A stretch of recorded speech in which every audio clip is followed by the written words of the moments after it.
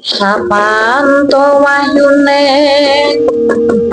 halagya dumilah mangulah ilmu bangkit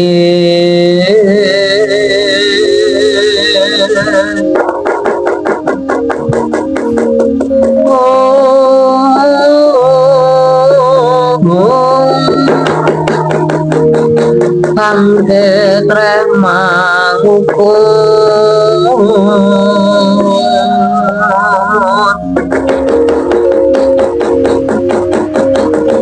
manggono patut sinebut wong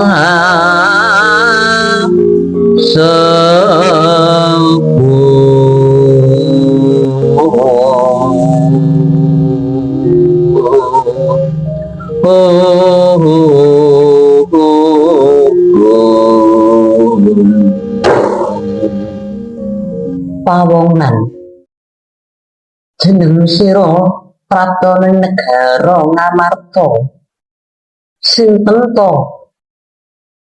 nami paduka pawongan anapa to wigatosipun prapta wonten ing negari Ngamarta pisana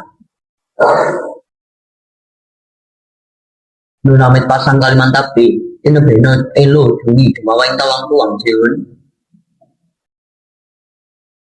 nun pangapunten kalgos manten polancang waneh wani mlebet wonten ing kedaton negari Ngamarta kula nyuwun pangapunten nuwun iya ora dadi boyo pangapa wisana ayo kagendang aku sapa kang dadi aran lan apa wigati dipun tepangaken nyuwun nami kula pun Prabu Hamsa inggih leres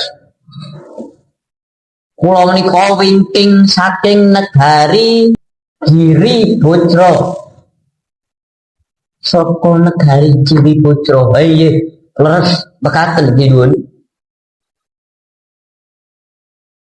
nalika semanten negari kula Giri Bojro ketaman wujuding pageblug walaing Jawata lah kula nedeng tapa smedi wonten sajroning guwa ing sak tengahing alas nalika semanten prepet kula mirengaken swaraning Jawata nalika semanten prepet swarane Jawata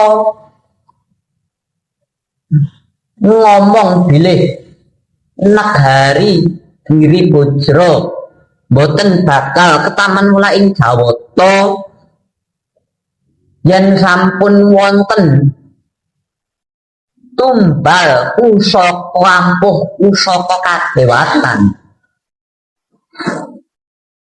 nalika semanten kula tanglet kaliyan Jawatanipun aduh pupulun pusaka napa to ingkang dados pusaka kadewatan ingkang saged dadosaken negari Giri Bojro boten ketaman mula ing Jawata Jawatanipun jawab jinun Jawatanipun wangsulan pusaka kadewatan punika amung wujuding layang nah menika to naminipun Jamus Jimat Kalimasada lah kula tanglet marang dewane duh puwulun paduka sampun ngandhakaken wujuding pusaka ingkang saged damel sirnaning pageblug nanging kula nyuwun pituduh saking paduka puwulun ten pundi to wujuding pusaka kadewatan Jamus Kalimasada kula wau lah nalika samanten dewanipun jawab dewanipun wangsulan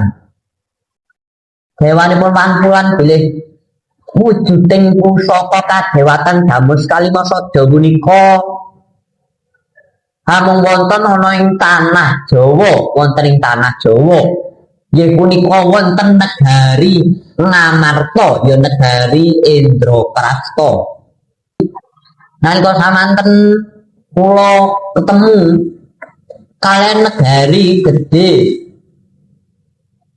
padang obore dhuwur jagate adoh puncarane lah mrikata negari Ngamarta.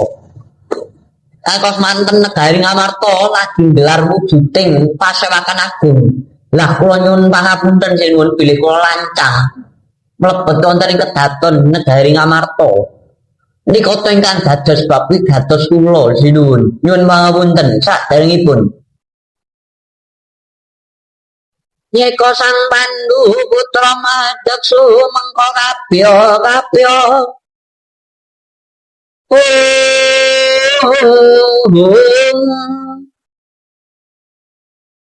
ya mentangkan Dewa Bramasta mijil manduk canggane mungsuh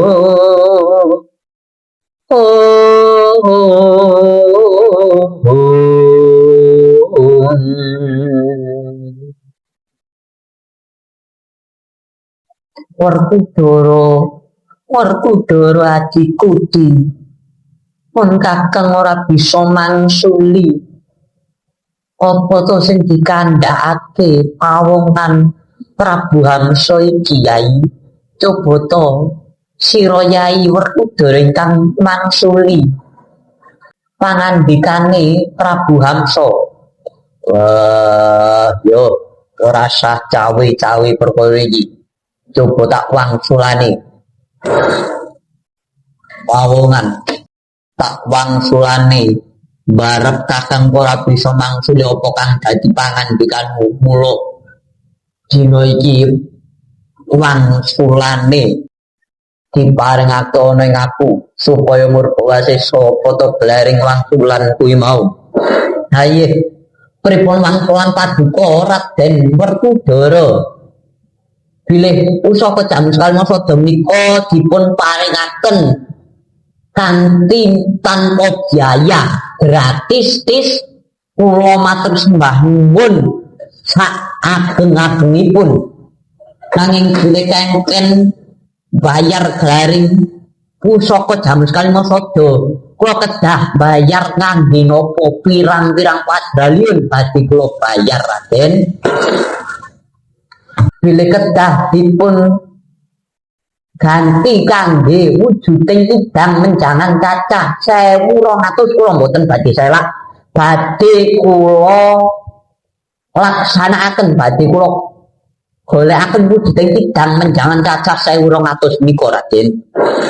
Yo ning pusaka jam Kaliwasa kuwi pusaka kadewatan kang sekti. Ora bakal tak parengake nganggo ganti duit, ora bakal tak parengake nganggo ganti kidang menjangan. Uluh nanging kangge menapa Raden? Saka cilik nganti semene gedene aku iki kepengin dolanan wujuding Mataraja. Pengen dolanan Mataraja. Yo kaya mangkono. Mataraja mriko sinten? Rajane sinten bilih rajane yang seberang badhe kula pateni to congkel motone. Bilih raja-rajane tanah Jawa nggih badhe kula congkel motone kula pateni. Ning paduka tunjukaken arahaken wonten pundi negarine. Ora aku ora gelem Mataraja saka tanah Jawa. Sinten nami rajanipun? Mataraja saka tlatah seberang. Ora perlu mbok goleki kowe bali menyang tanah seberang ngono. Oh bali maneh menyang tanah Jawa gini, ora perlu. Mboten perlu Raden. Yo. Terus kados pripun? Ora sado-ado. Aku kepengin dolanan Mataraja sing ana ing karepanku. Pripun? Kula kok kirang-mireng. Kula budhek dadakan niku wau pripun niku? Cobi mang baleni Raden, mang baleni. Aku kepengin dolanan Mataraja. ya kuwi raja tlatah sebrang ning senono raja tlatah sebrang senono ngarepanku lho raja tlatah sebrang sing wonten ngarepane paduka ateges kula yo ora kleru wah parah kowe cocok mutaklir kinata budaya ya sini cocok pamawi mawa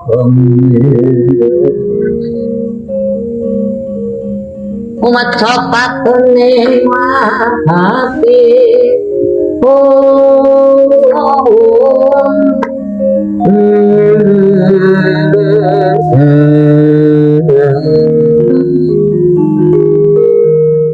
wis panatun surat tatanan Hoko mau nganti saiki kowe tak ajeni Raden Werkudara kowe tak ajeni ning nyatane kowe malah sak enakmu delangat-delangat ucapmu pengin nyongkel mata aja senono ngapan ateges mataku ya ngono apa piye ya ngono apa piye kowe jongkeng marang kawibawanku yo ayo yen pancen pustaka jaman sekarang saudara ganti wong akeh kanthi becik kasarane wani iki tlatah sabrang wong-wong sabrang alusane wani kasarane wani ayo ning iki panggone wong neter kadikdayan metu njaba tantene ana ing alun-alun negara Ngamarta kakon tak tebak dadamu njaba ngono metu njaba tak tututi nganti kowe iso nyekel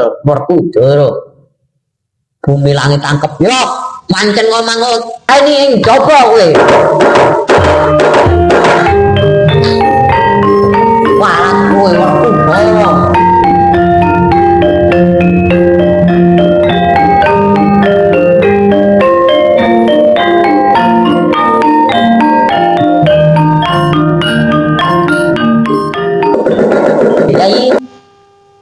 menawi kados waten kula ngawat-ngawati gelaring prajurit saking tlatah seberang nyun pangapunten kula medal pasewan iya monggo Koko Prabu monggo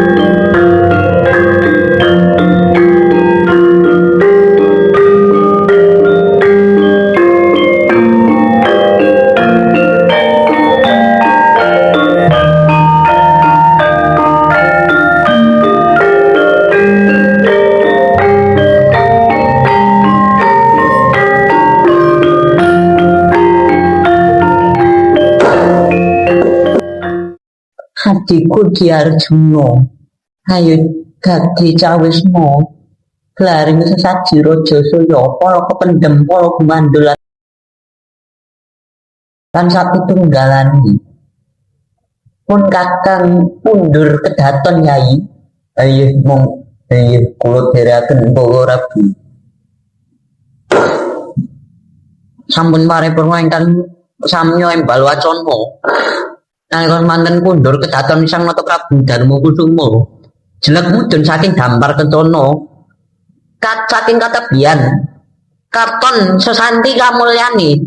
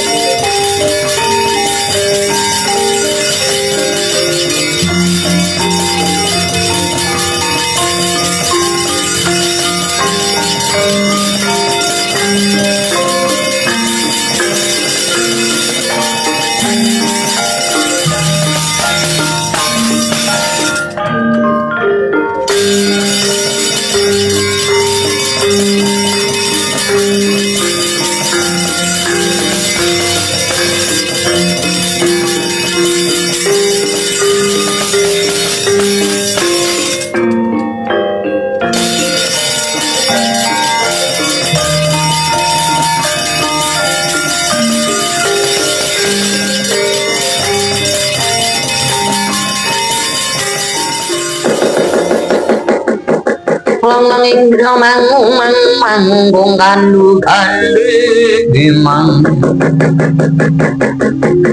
ler tanpa kahanin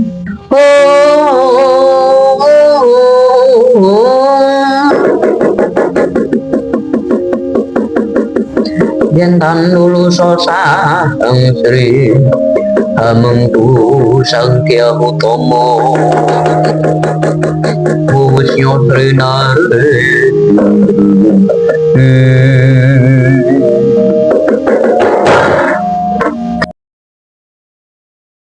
Kakang Hamsa kepiye Kang? Antuk gawe ora? Ngene yo di adiku Dembaka.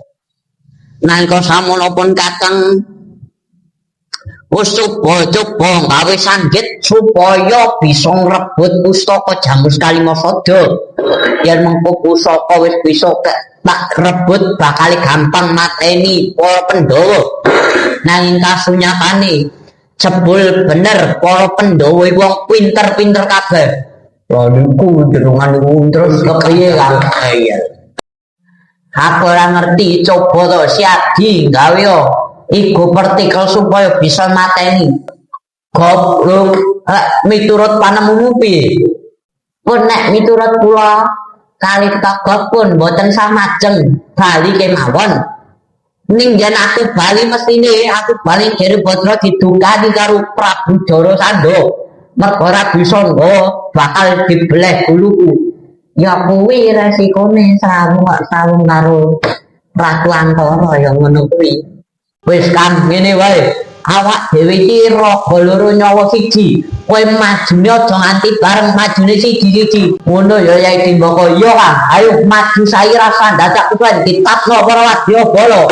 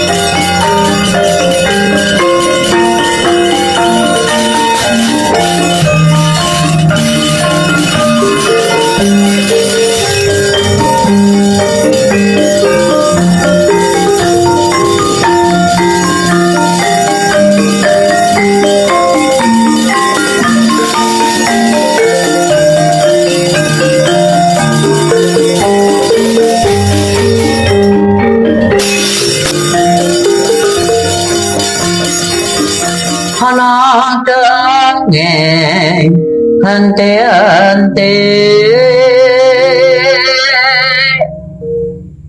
Sita nunggul patenono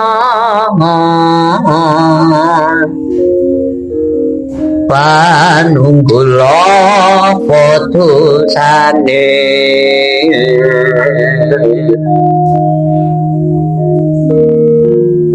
Mungkuli ring sesama Aja tindak walahan Dan iya bener kandamu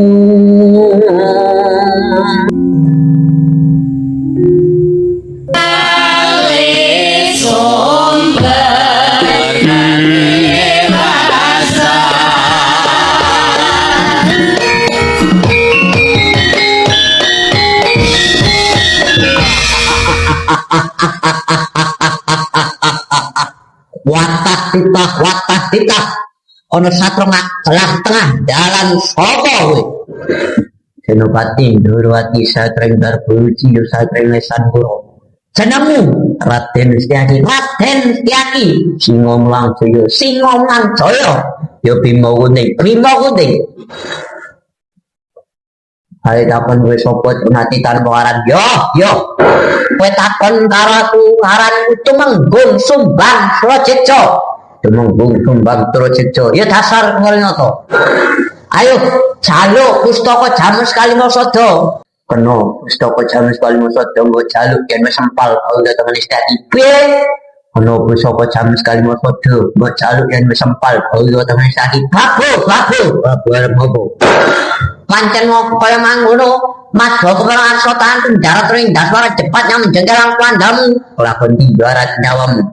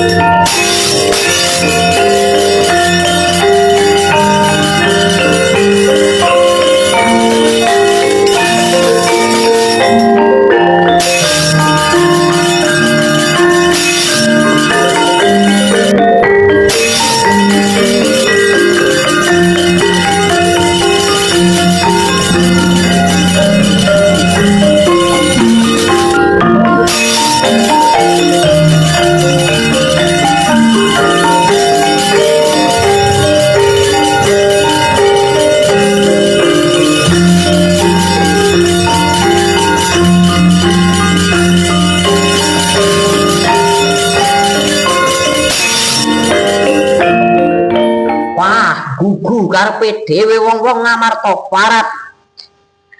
Yo, ayo iki Raden Dembo tak uncali panah wong-wong Ngamarta mbok dadi apa?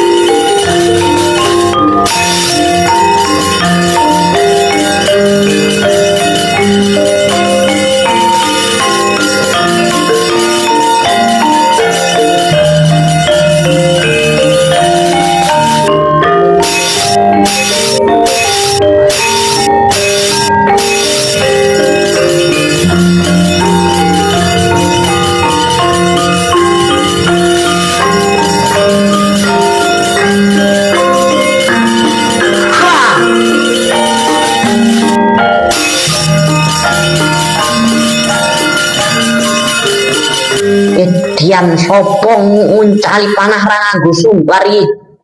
Wah, kono sikile. Wah. Barat. Cali panah ra ngomong-ngomong. Sapa nguncali panah? Dembo kowe nguncali panah.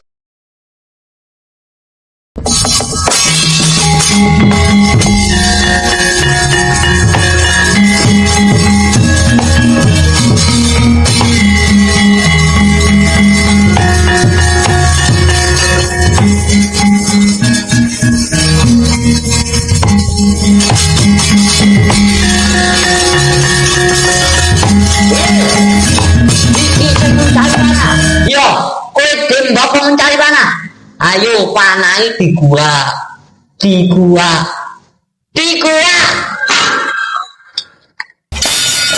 Selain datan sepertani bawa Islam sholat datan mencari panah ra nganggo sumbar. Ngono apa piye?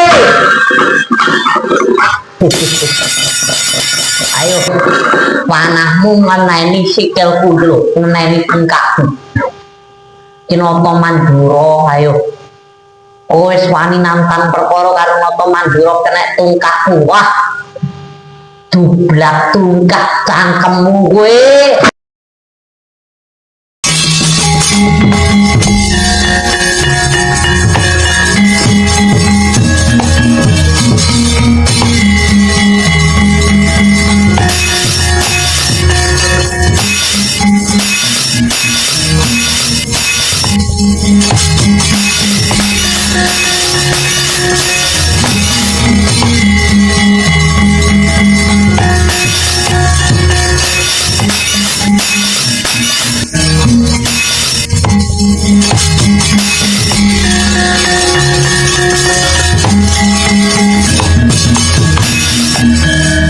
Wah,